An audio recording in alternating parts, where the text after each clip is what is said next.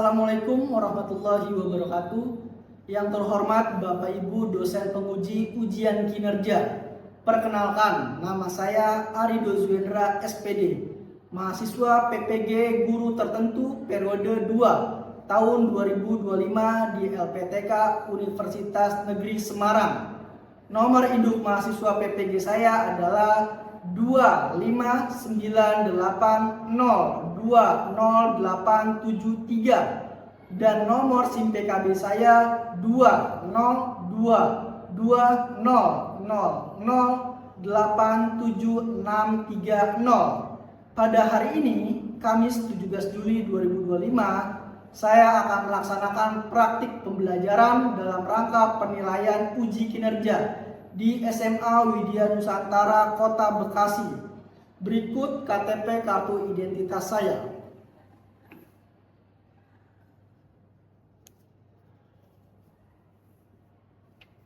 Demikian pengenalan diri dari saya. Terima kasih atas perhatian Bapak Ibu. Wassalamualaikum warahmatullahi wabarakatuh. Assalamualaikum warahmatullahi wabarakatuh. Waalaikumsalam. Selamat pagi semuanya. Gimana nih kabarnya, sehat semuanya? Alhamdulillah sehat semuanya. Oke, sebelum proses pembelajaran kita mulai, seperti biasa kita berdoa terlebih dahulu. Oke, Valen sebagai ketua kelas disiapkan kelasnya Valen. Duduk siap. Berdoa dimulai.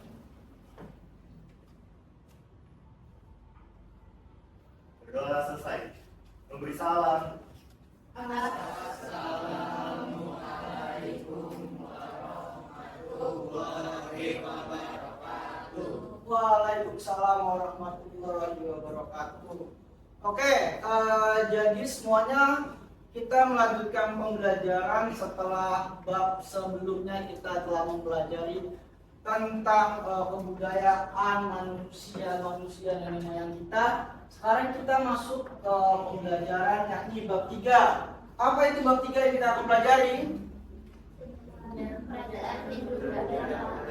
Ya, sejarah kerajaan Hindu dan Buddha. Sebelum kita mempelajarinya, alangkah baiknya kita seperti biasa menyanyikan lagu nasional untuk menumbuhkan rasa kecintaan kita kepada bangsa Indonesia ini.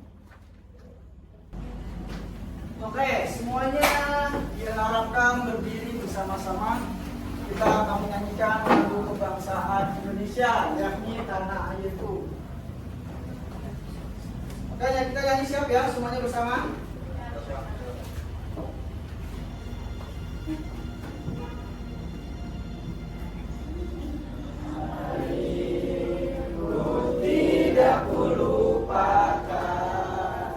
Ya, tadi adalah lagu Tanah Airku. Nah, kalau kalian di sini ada yang fans timnas Indonesia, pasti sering tuh mendengarkan lagu Tanah Airku. Oke, sebelum pembelajaran dimulai, seperti biasa saya akan melakukan absensi terlebih dahulu. Pertama, Aina Nur, Almira, Aulia, Kavin, Indah, Eva, Haidar, Wafida, Muhammad Fajar, Muhammad Ijlal. Oke, semuanya hadir ya? Oke, alhamdulillah. Berarti kalian semuanya dalam keadaan sehat dan saya mendoakan kalian untuk sehat selalu. Karena proses pembelajaran tidak akan berjalan dengan maksimal apabila kesehatan kita tidak baik. Jadi tetap jaga kesehatan agar kalian bisa terus belajar. Oke, selanjutnya sebelum kita melakukan pembelajaran, saya mau melakukan yang namanya ice breaking, permainan memecahkan sesuatu. Tapi kita tidak akan memecahkan beling sih, dan tidak akan memecahkan hati seseorang. Kita akan memecahkan agar pembelajaran kita akan lebih serius dan akan lebih fokus. Ice breaking-nya itu kata kuncinya adalah dunia terbalik. Dinda pergi ke India, maka Dinda membawa anggur. Selain membawa anggur, Dinda membawa apa? Salah. Iya, bawa ikan. Duku, iya betul. Dinda membawa duku. Pertama, salah. Benar. Oh, masih benar. Karena kenapa? Udah ada ikan, gitu kan? Benar. Ya, bawa internet. Benar. Dinda bawa internet karena fungsi nanti di sana Dinda bawa internet. Nah, ini ya dunia terbalik. Oke, semuanya sudah paham? Oke.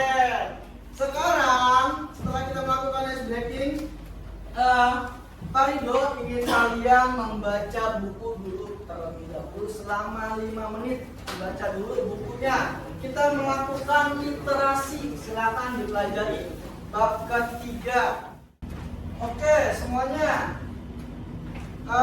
sudah kalian membaca tadi bab ketiga? Oke.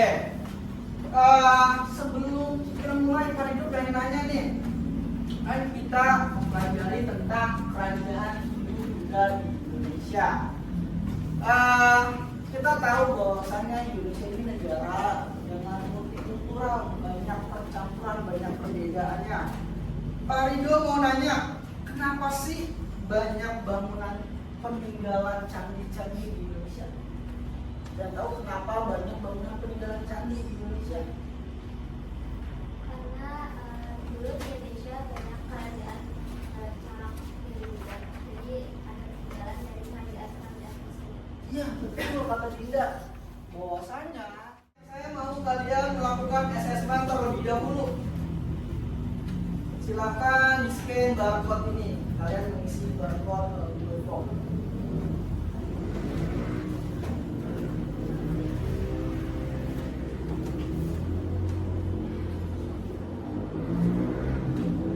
Ya, di-scan.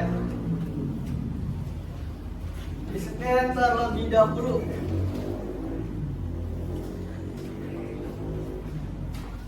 Oke, semuanya, karena sudah selesai, kita akan langsung masuk ke pembelajarannya hari ini. Nah, dari asesmen awal nanti Pak Rido akan lihat nih kalian pemahaman proses pembelajarannya sudah sampai mana gitu. Kalian kan ini sudah dibagi menjadi 4 kelompok. Dan 4 kelompok ini masing-masing mempunyai gaya pembelajaran yang berbeda-beda. Ini kelompok berapa? 1.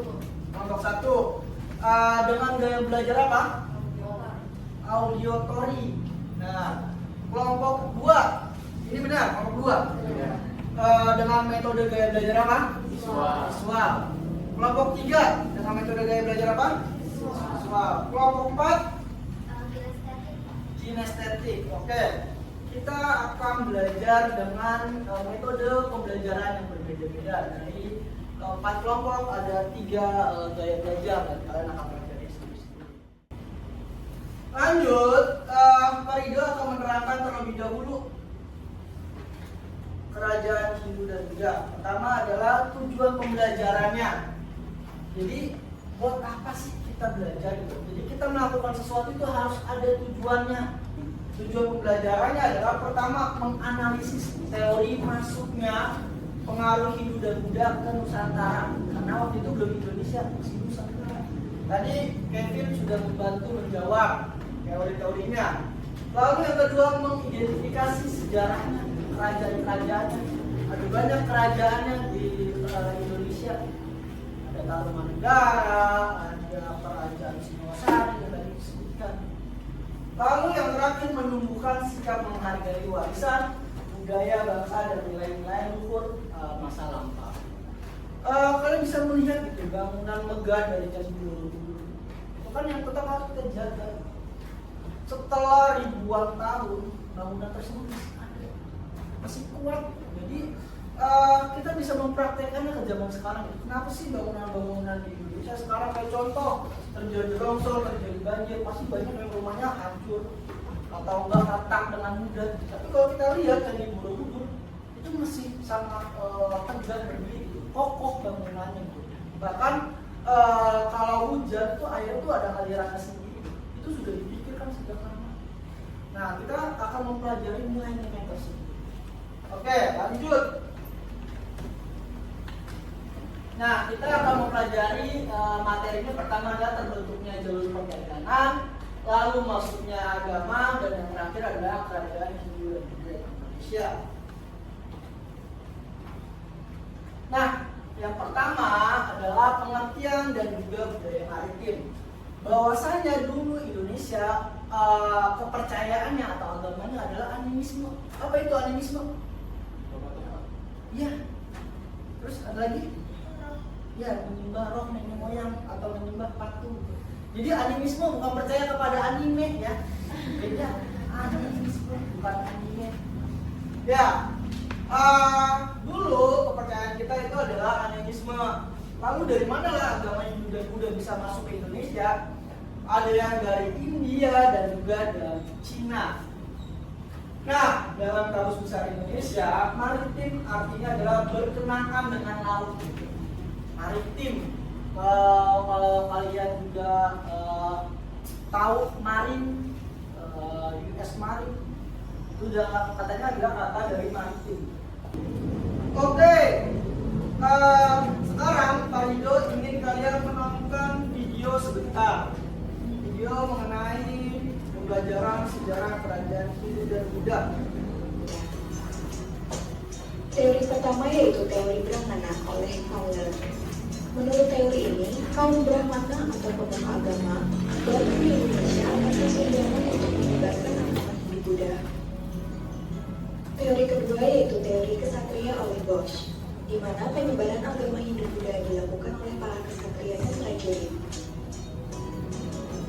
Teori Waisya oleh Krom mengatakan bahwa pengaruh Hindu Buddha disebarkan oleh para pedagang. Sedangkan menurut Van Faber, penyebaran Hindu Buddha dilakukan oleh para pekerja India seperti pelayar dan nelayan yang disebut juga dengan teori Sudra. Ada juga teori arus balik yang menyatakan bahwa orang Nusantara belajar agama ke India dan menjalankan agama tersebut setelah kembali ke Nusantara. Dari teori-teori tersebut dapat disimpulkan bahwa proses penyebaran agama Hindu Buddha terbagi menjadi dua. Yang pertama yaitu masyarakat Nusantara berperan pasif dalam mempelajari agama Hindu Buddha melalui masyarakat India dan Cina yang datang ke Nusantara. Kedua, masyarakat Nusantara berperan aktif, yaitu masyarakat Nusantara pergi belajar langsung ke India dan Cina kemudian kembali sebagai penyebar agama. Masuknya agama dan kebudayaan Hindu Buddha inilah yang memicu munculnya kerajaan-kerajaan bercorak Hindu Buddha di Nusantara.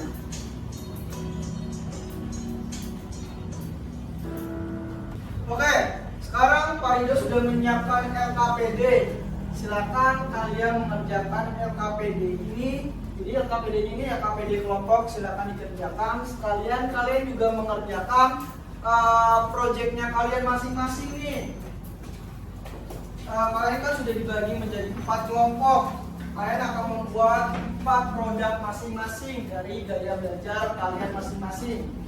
Oke, silakan kalian bekerja sama mengerjakan LKPD dan juga mengerjakan produknya sendiri-sendiri. Rido kasih waktu kalian 20 menit. Atau kalau bisa kalian lebih cepat, kalian kan sudah menyiapkan materi dan bahan-bahannya juga. Silakan. Oke, silakan kerjasama dengan kelompoknya masing-masing.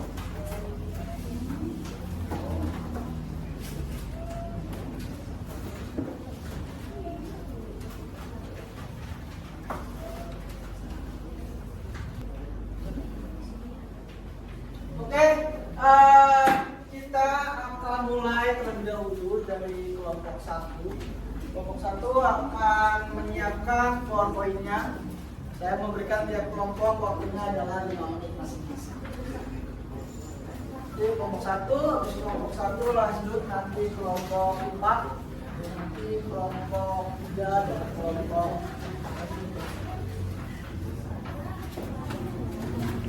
Ya, kelompok satu silakan maju.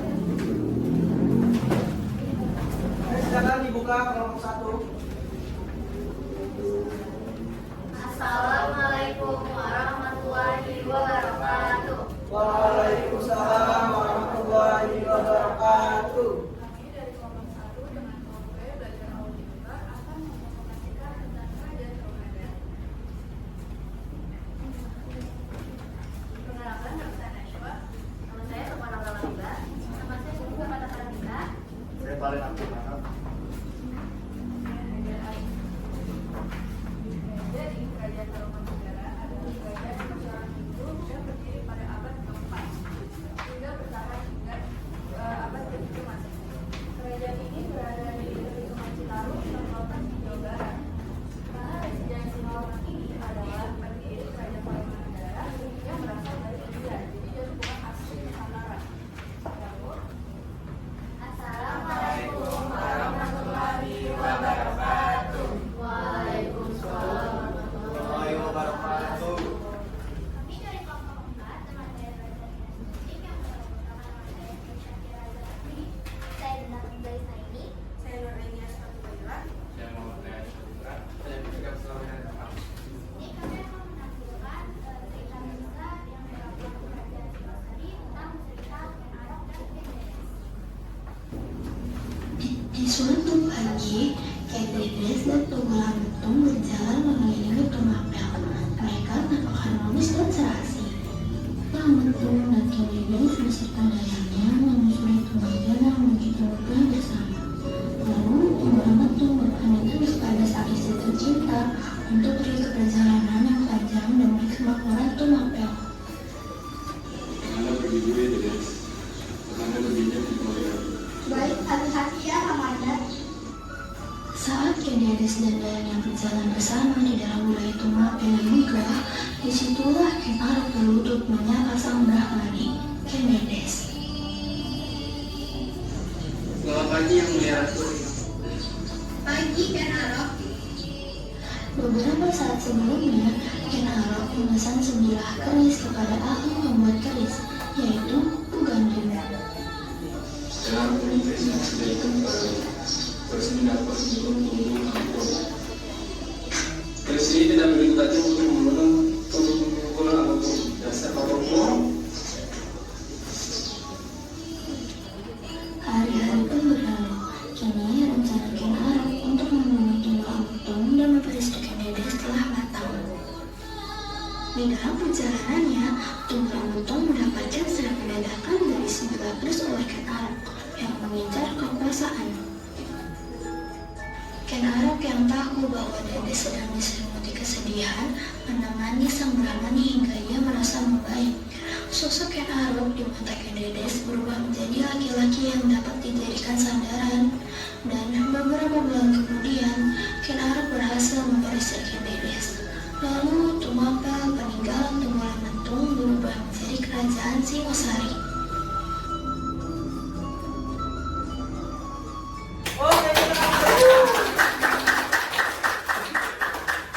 Oke, silakan di closing.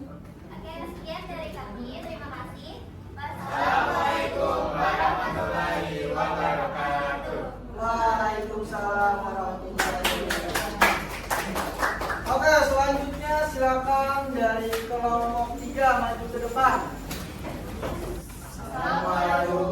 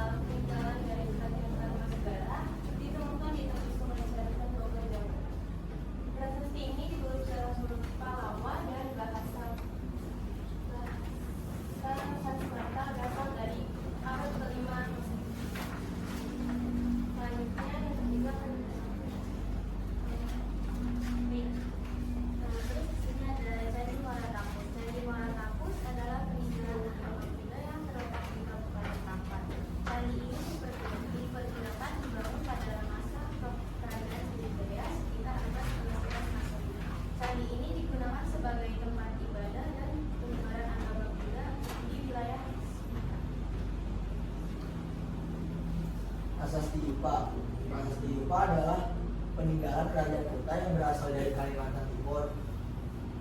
Ditulis dalam huruf Pallawa dan bahasa Sanskerta. Prasasti ini dibuat sekitar abad ke-4 Masehi. Yang selanjutnya yang terakhir yaitu ada Candi Tebing Gunung Kau. Di mana Candi Gunung Kau adalah candi peninggalan agama Hindu yang terletak di Tapak Sili, dan di mana itu ada dibangun pada abad ke-11 Masehi. Candi ini diperkirakan berasal dari masa pemerintahan Raja Ambudana atau anak bungsu dari dinasti Wardaman.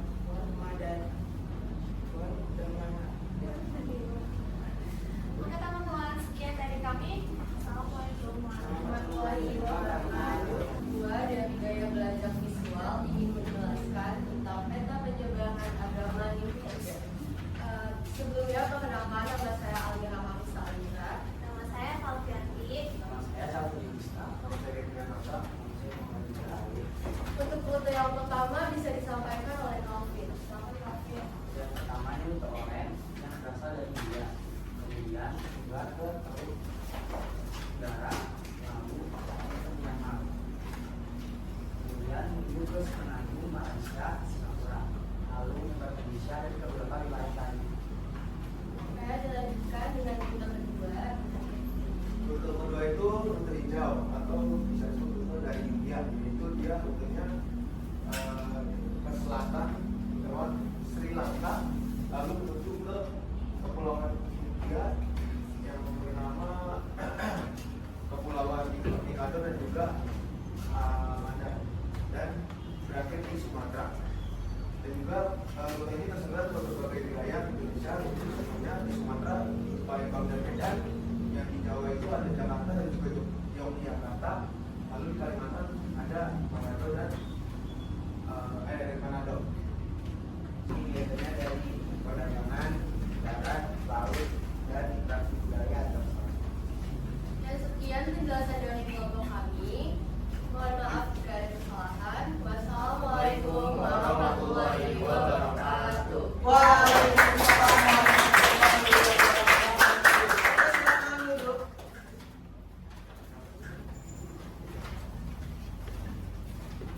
Oke, tadi sudah dijelaskan oleh teman-temannya. Kelompok 1 tadi membuat PowerPoint tentang kerajaan Hindu dan Buddha, yakni kerajaan Tarumanegara. Kelompok 2 sudah membuat yang namanya peta penyebaran agama Hindu dan Buddha bisa sampai ke Indonesia. Lalu kelompok 3 membuat peta Nusantara di mana terdapat peninggalan-peninggalan sejarahnya. Lalu kelompok 4 sudah menampilkan produknya, yakni membuat konten video tentang kisah dari kerajaan Singoesarit, yakni Ken Arok dan juga Ken Jedes. Oke, hasilnya semuanya bagus. Kalian menciptakan produk kontennya masing-masing. Kalian mempunyai gaya belajarnya masing-masing. Nah, nanti kalian silakan perdalami lagi materinya, belajar dengan mandiri di rumah masing-masing. Oke, sebelum kita tutup pembelajaran hari ini, kita mau lihat lagi nih hasil asesmennya. Ini adalah asesmen akhirnya, silakan kalian scan terlebih dahulu. Nanti kita lihat skornya. Oke, sudah semuanya? Oke, kita kasih tepuk tangan dulu untuk semuanya. Oke, kita sudah melihat hasil asesmennya, rata-rata sudah sampai di 100, sudah sampai di 80. Kalian sudah lebih berkembang sekarang. Oke, sekarang sebelum kita tutup pembelajaran hari ini, saya pengen tanya ke masing-masing kelompok, bagaimana perasaannya pembelajaran kalian hari ini? Tidak, gimana metode pembelajarannya hari ini? Silakan Didi.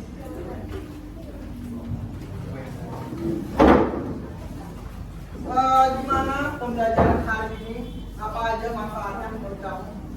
Menurut saya manfaatnya adalah lebih mudah dipahami karena kita belajar menggunakan gaya belajar yang sesuai dengan kita.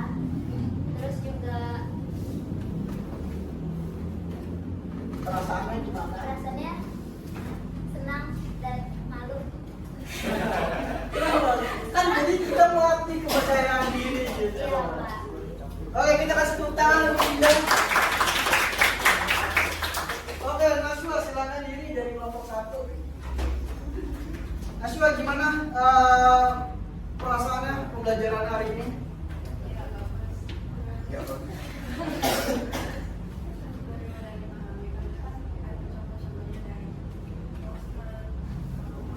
Oke, terus manfaatnya pembelajaran hari ini dari segi materi maupun dari segi pembelajaran.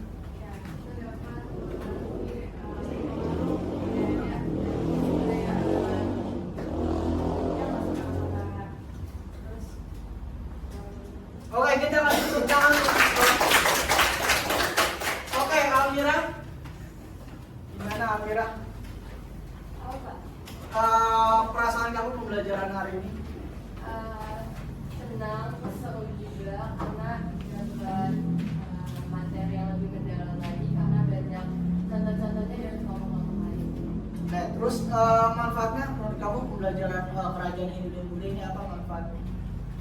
Manfaatnya kita jadi tahu lebih mendalam tentang pengaruhnya agama dan budaya Hindu Buddha yang masuk ke Indonesia. Oke, kita kasih tepuk tangan untuk Almira. Oke, kelompok Jessica silakan. Bagaimana perasaannya menurut kamu? Rasanya senang, antusias, dan jadi berpengalaman. Lalu manfaatnya menurut kamu apa? Soalnya kita jadi lebih tahu tentang sejarah Hindu Buddha, terus menumbuhkan rasa bangga kepada bangsa dari Indonesia. Ya, oke, kita kasih tepuk tangan. Oke, yang tadi disebutkan oleh masing-masing kelompok itu benar. Pertama adalah manfaatnya kita jadi mengetahui tentang sejarah peninggalan kerajaan Hindu dan Buddha, tentang leluhur dari nenek moyang kita. Kita jadi tahu nih ternyata bangsa kita ini sudah menciptakan apa saja gitu, dan kita bagaimana ke depannya nih, mau tidak mau kita harus mempertahankannya, bahkan kita harus membuat sesuatu yang lebih gitu. Jadi kita bisa belajar dari hal tersebut gitu. Lalu kita juga belajar yang namanya toleransi. Kita jadi tahu, oh ternyata walaupun memang sekarang mayoritasnya adalah agama Islam, tetapi dulu tuh ternyata awal-awalnya adalah ada namanya animisme, percaya kepada roh nenek moyang, lalu ternyata ada agama Hindu, ada agama Buddha gitu, lalu masuk Islam, lalu masuk agama Kristen dan lain-lain. Jadi kita mengetahui ini gitu, ternyata Indonesia tuh beragam, multikultural gitu. Jadi kita harus saling menghargai satu sama lain gitu. Sesuai dengan simbol negara kita, burung Garuda di bawahnya ada tulisan apa? Bhinneka Tunggal Ika. Artinya apa? Ya, berbeda-beda tetap satu jua atau tetap satu tujuan. Jadi walaupun kita berbeda-beda, kita tetap pada satu tujuan. Dan tujuannya adalah untuk pertama kita menjadi lebih baik lagi, membuat bangsa ini menjadi bangsa yang maju gitu. Bisa semuanya? Bisa. Oke, kita kasih tepuk tangan untuk kita ini semuanya. Oke, sebelum selesai silakan kalian untuk menyiapkan penutupan doa. Kita akhiri pembelajaran hari ini. Kita akhiri pembelajaran ini dengan berdoa. Berdoa dimulai.